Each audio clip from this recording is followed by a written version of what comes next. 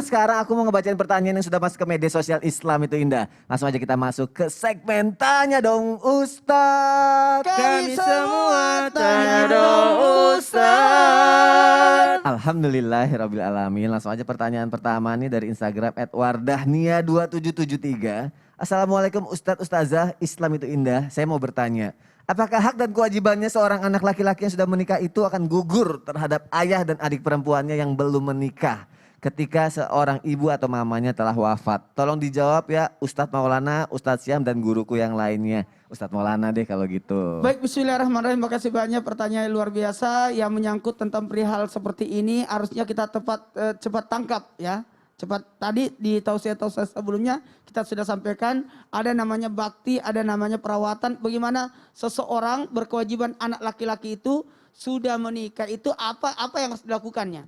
Bagaimana dia harus bertanggung jawab kepada berbakti kepada ibu, bersikap adil sekali lagi, bersikap adil terhadap orang tua dan keluarga. Ingat ya, ketika kita contoh wanita ini dua sisi sebenarnya.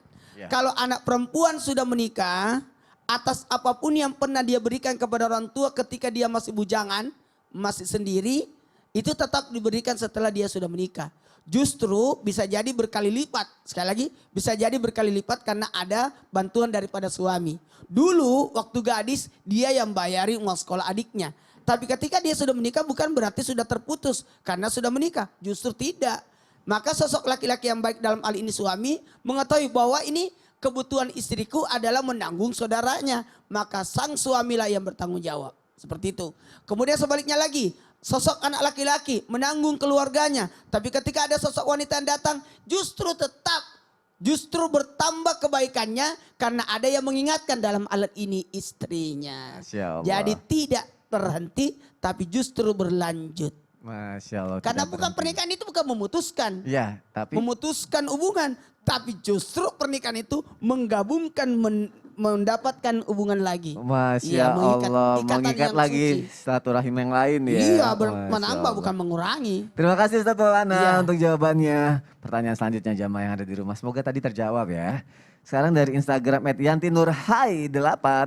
Assalamualaikum warahmatullahi wabarakatuh. Izin bertanya Pak Ustadz. Bagaimana caranya supaya anak selalu sayang sama orang tua, mengerti keadaan orang tuanya, dan mohon doanya Pak Ustadz. Wassalamualaikum warahmatullahi wabarakatuh. Wah ini penjelasannya kayaknya harus jelas lengkap semua nih.